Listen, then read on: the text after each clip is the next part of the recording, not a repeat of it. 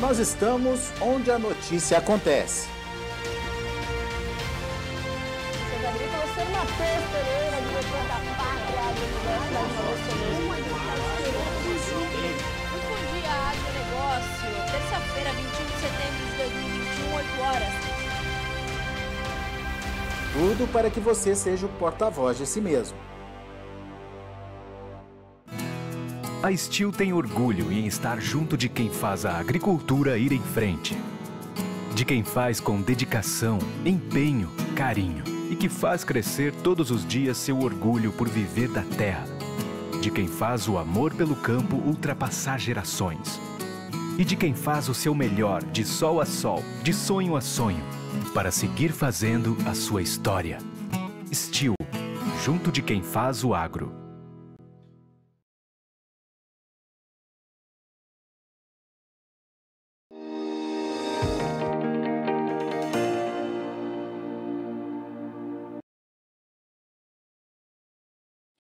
Olá para você que acompanha Notícias Agrícolas, nós estamos de volta. Nosso destaque agora é mercado de café. Semana começou aí mais movimentada, a gente teve bastante valorização ontem lá em Nova York. Hoje o mercado retraído caiu mais de 2%, mas para a gente tentar entender o que está acontecendo, o que justifica essa variação tão expressiva nesses últimos 2 dias, nós convidamos aqui hoje então o analista de mercado da Safras e Mercados, o Gil Barabás. Gil, seja bem-vindo mais uma vez ao Notícias Agrícolas, meu caro. Oi, Virgínia, tudo bem? Obrigado pelo convite. Vamos conversar um pouquinho sobre esse mercado agitado que está, né? Pois é, como é que a gente define para o produtor esses últimos 2 dias? O mercado subiu bastante ontem, como de costume, essas valorizações muito expressivas, né? Elas pegam todo mundo de surpresa, mas na sessão seguinte devolve tudo, às vezes até um pouco mais. Como é que a gente justifica essa movimentação toda? Olha, Virginia, a gente tem dois vetores que estão mexendo com o mercado de café. Um é o financeiro, toda essa questão financeira internacional, né, aumentou a aversão de risco no mercado internacional, essas notícias da China, sinais de desaceleração da economia chinesa, isso mexe com os mercados globais, né, e particularmente com as commodities. Esse é um fator que explica a volatilidade, o sobe e desce de bolsa. Outro fator, especificamente do café, é o nosso mercado de clima. A gente está aí na beirada do mercado de clima. No final de semana choveu, né, e daí começou a aparecer chuvas irregulares, insuficientes. Daí apareceu algumas notícias de florada, também uma florada fraca. Isso trouxe o quê? Trouxe um pessimismo em relação à produção, fez o preço subir.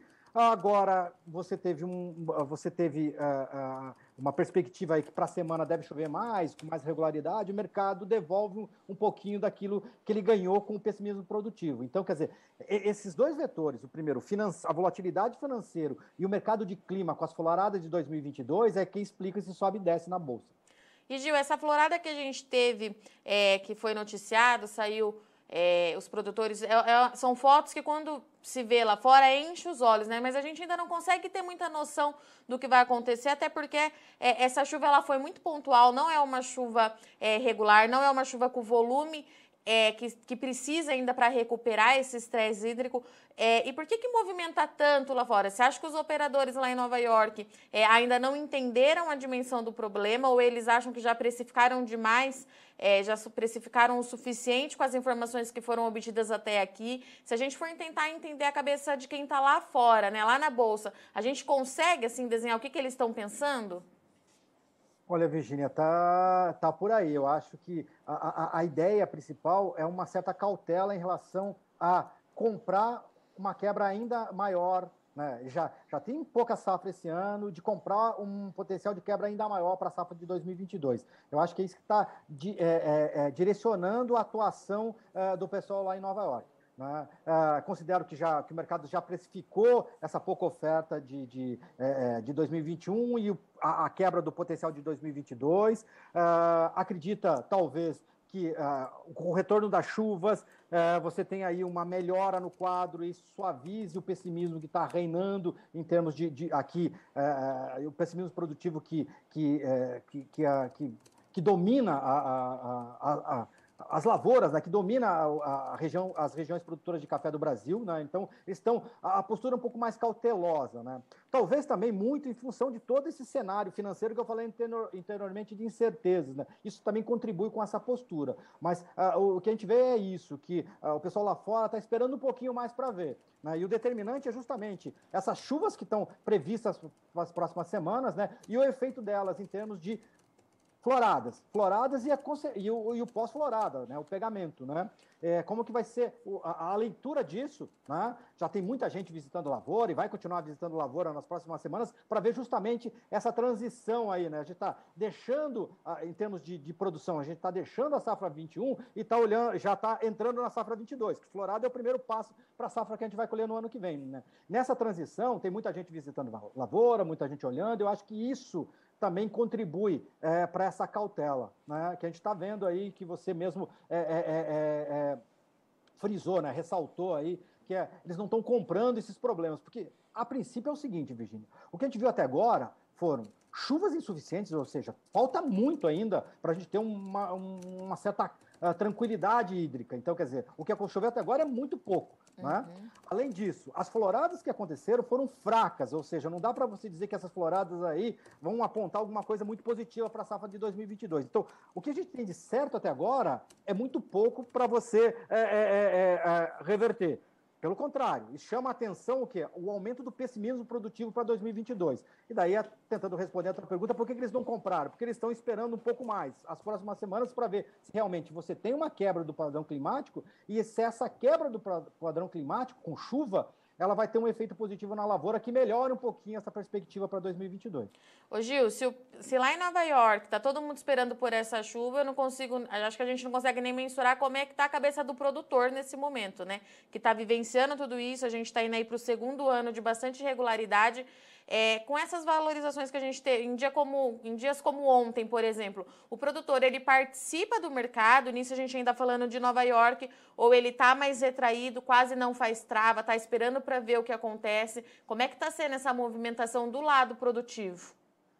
Olha, o produtor, se você lá fora, o pessoal está cauteloso em relação a uma postura mais agressiva em relação à perda de produção do Brasil para 2022, aqui o produtor, ao contrário, ele está olhando o seguinte, ele está com medo de não ter café para frente. Né? Ele vendeu bastante da safra 21 antecipadamente, tem menos safra esse ano de 21, então a oferta disponível ela é curta, né?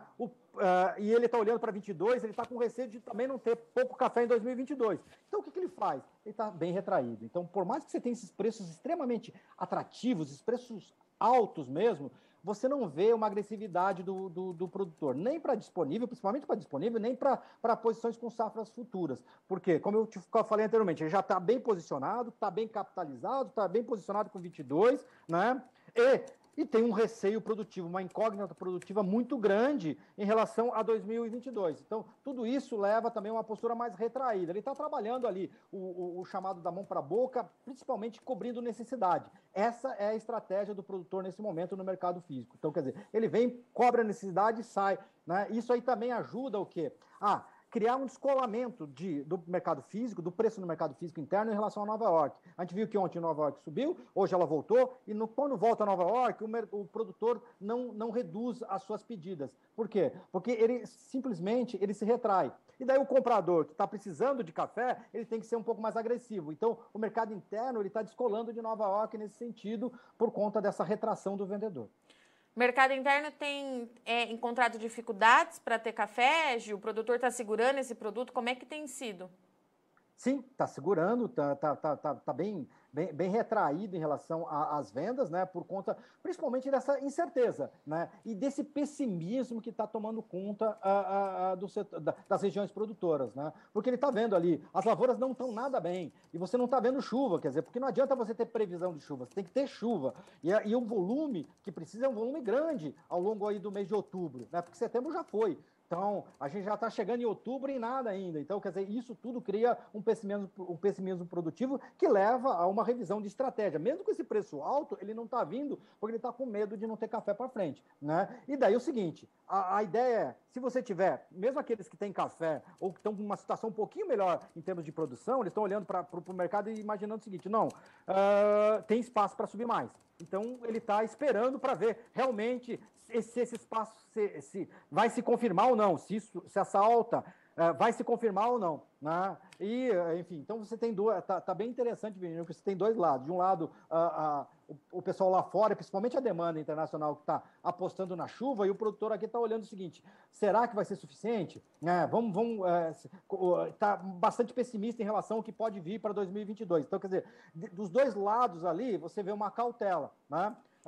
Mas, digamos, o que a gente tem visto no mercado interno em meio à cautela de comprador e de vendedor, quem está, na hora de decisão, quem está se flexibilizando um pouquinho mais e vindo um pouquinho mais para o jogo é o comprador. E daí explica por que o preço está muito firme, inclusive descolado do referencial externo. E a gente tem espaço para subir mais, Gil? Tem sim, porque se você tiver menos café no Brasil em 2022 do que você imaginou, você já tem aí potencial de geada, de quebra por geada, de seca. Então, quer dizer, se você tiver uma produção muito baixa em 2022, você abre espaço para subir mesmo. E, além de tudo, você tem esse dólar que está muito puxado e esticado, que também ajuda o preço em reais, né? Então, quer dizer, toda essa incerteza financeira, que essa mudança de postura, a gente teve, vamos pensar do lado do dólar, né? Do lado do dólar, a gente começou um ano acreditando que seria um ano com vacina, de recuperação da atividade, você teve um momento de maior otimismo, mas a gente termina o ano invertendo essa curva de otimismo, né? E isso aí está se abatendo sobre os mercados globais, né? E daí o seguinte, um dos mecanismos de proteção desses riscos e dessas incertezas é o dólar. Então o dólar está voltando a ganhar valor em relação às moedas, né?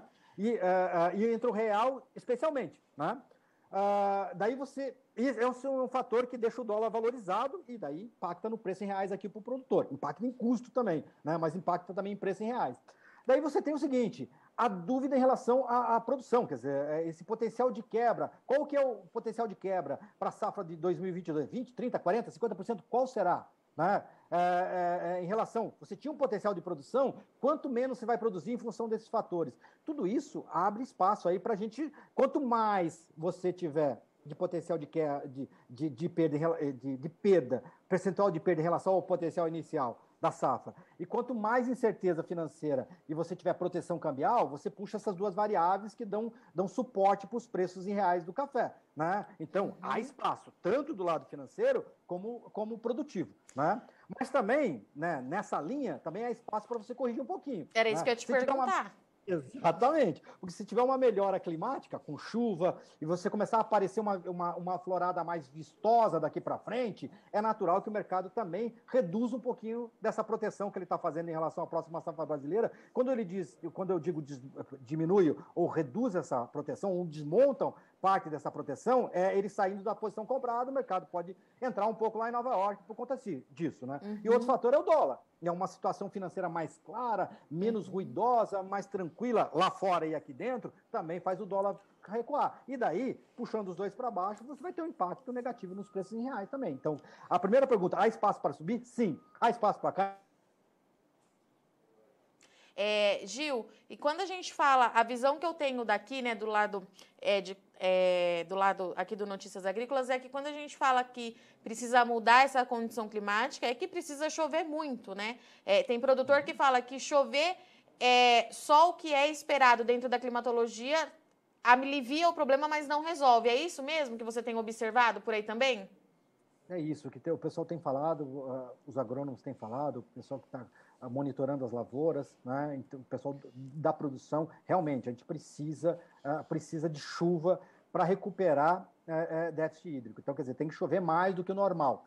Há uma expectativa de chuva normal, ligeiramente normal, mas ela tem que se confirmar, né? E daí, quer dizer, e também ela não pode ser irregular. O que a gente tem observado muito tem previsão de chuva, mas as chuvas são irregulares. Então, chove num lugar, bastante no outro não, né? O que a gente precisa é que uma chuva generalizada em todas as áreas de café, volume para recuperação de déficit, para você começar a recuperar as lavouras, né? Para você estancar perda produtiva, né? E daí você até melhorar um pouquinho esse pessimismo que está tomando conta das regiões produtoras. Então, quer dizer, você precisa de muita chuva nesse período aí de outubro, comecinho de novembro, para você atenuar esse quadro, né? A gente vai ter problema? Vai ter problema. Então, quer dizer, essa chuva ela vem para atenuar um pouco mais, talvez corrigir alguma coisinha de um pessimismo maior ou outro, mas precisa, sim, Virginia, precisa de muita chuva. Gil, então, para a gente finalizar, a gente tem, de um lado, Nova York, operador lá em Nova York, um pouco mais otimistas com essa previsão climática, segurando um pouquinho com o pé no freio. E aqui no Brasil, a gente tem um produtor que está lidando diretamente com a lavoura, que está vendo o que de fato está acontecendo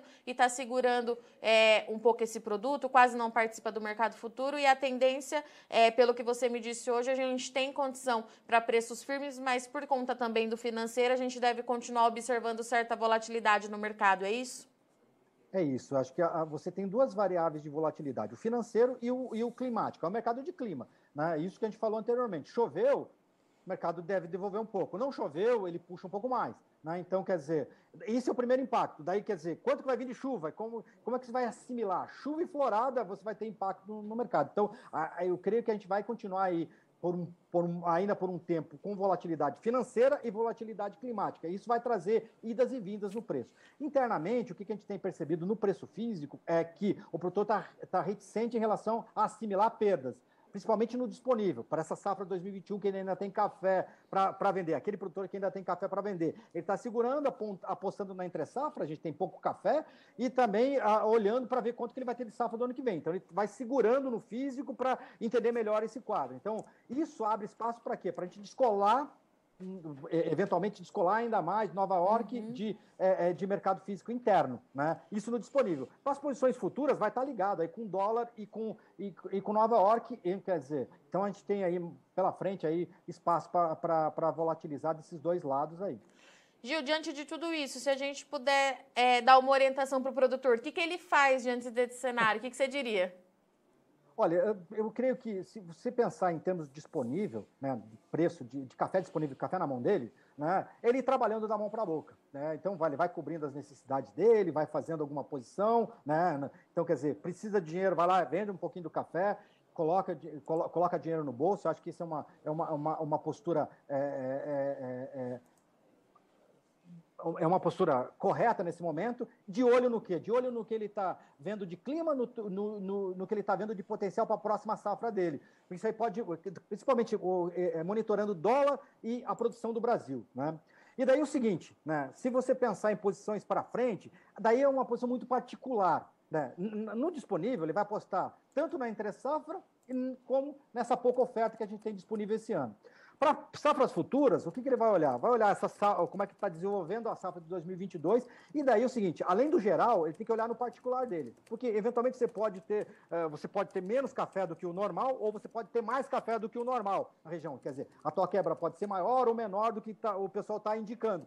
Isso aí também deve servir para ele como referência, não pegar uma referência geral, pegar uma referência particular, né? E daí, olhando esses movimentos, tentando colocar, eventualmente aproveitar alguns momentos, e se, por um acaso, ele ainda, mesmo querendo aproveitar esse preço alto que a gente está agora no momento, para a safra futura, ele está com espaço para poder aproveitar essa alta lá para frente, né, fazendo uma posição antecipada, e ainda quiser eventualmente aproveitar uma disparada nos preços para frente, tem alguns mecanismos financeiros aí, principalmente com estruturas de opções, que ele pode fazer. Então, ele pode, ao mesmo tempo, garantir um preço interessante para a safra dele de 2022, e se por acaso o mercado disparar, Nova York disparar, ou o ICE disparar, ele ainda pode aproveitar essa alta com algumas estruturas financeiras que ele pode montar. Então, essa é uma estratégia. Você viu que é um pouco mais complexo hoje você montar estratégia para o produtor, porque está envolvendo um monte de variáveis e de incertezas. Mas acho que essa seria a lógica, né? Você trabalhar no disponível mais o mais fracionado, mais o dia a dia, né? Tentando trabalhar dentro dessa curva ascendente, né? E com as posições de safra nova, eventualmente você trabalhar, dependendo do que ele tem de folga em relação à produção para o ano que vem, né? De folga, o que ele já comprometeu, o que ele não comprometeu, o que ele está enxergando particularmente de potencial de safra para 2022. Isso daí é uma resposta particular. e daí sim, dentro disso, talvez ir montando algumas estruturas de venda, aproveitando a alta e algumas estruturas também de participação numa alta para esses cafés que ele já vendeu, através do mercado financeiro, principalmente voltado para o mercado de opções. Perfeito. Gil, obrigada pela sua disponibilidade. Eu deixo o convite aberto. Você sabe que você é um parceirão aqui do Notícias Agrícolas. Eu te espero aqui mais vezes, que a gente tem bastante coisa para acompanhar e a safra está só começando. Que ótimo, que ótimo. É bom sempre falar contigo, Virgília, e com o pessoal do Notícias Agrícolas. Até a próxima. À disposição de vocês aí. Até a próxima. Portanto, essa foi a nossa conversa com o Gil Barabás, analista de mercado de café, que trouxe para a gente aí o que vem acontecendo nesses últimos dias. Mercado apresentando bastante volatilidade. Nós temos duas pontas: volatilidade financeira, mercado muito atento à questão cambial, questão da China. Então, isso tem movimentado bastante lá em Nova York, e tem também a questão climática. O Gil trouxe para a gente que nós temos duas situações hoje sendo observadas no mercado de café. A gente tem lá em Nova York o operador que ele está mais otimista em relação a essa previsão climática de retorno das chuvas para as próximas semanas. Então, o operador ele acredita que já precificou o suficiente a safra de 2021 e agora aguarda com mais cautela para precificar a questão de 2022, até a gente entender melhor como é que deve ficar essa condição climática, qual que vai ser o real impacto para a produção do ano que vem, que é sempre bom lembrar, na teoria voltaria a ser de ciclo alto para o Brasil, mas a safra ela já começa com um problema climático envolvendo seca prolongada e também as 3 geadas ocorridas no mês de julho. Aqui no Brasil, o produtor ele tem uma visão diferente. Inclusive o Gil trouxe que ele está cada vez mais cauteloso, participa pouco do mercado futuro, e no mercado interno ele também está mais retraído, tem feito negócio só da mão para a boca, esperando para entender o que de fato vai acontecer. Então o produtor ele está na lavoura, está vendo a condição, o Gil trouxe mais uma vez, a condição ela é séria, o problema ele existe, a gente ainda não sabe quantificar o tamanho desse problema para o ano que vem, mas o produtor está vendo que a lavoura está sofrendo muito, tem sido castigado pelas altas temperaturas dos últimos dias, cada dia sem chuva agora aumenta um pouquinho mais desse problema, então o produtor ele está mais retraído, o que mantém os preços no mercado interno também muito firme. O Gil trouxe que para os dois cenários, tanto o mercado futuro quanto o mercado físico, há espaço para novas altas até a gente entender o que de fato vai acontecer. E caso chova acima do que é esperado, acima da climatologia, esse mercado ele pode devolver um pouco os ganhos desses últimos meses, mas o Gil frisou aqui mais uma vez que para recuperar,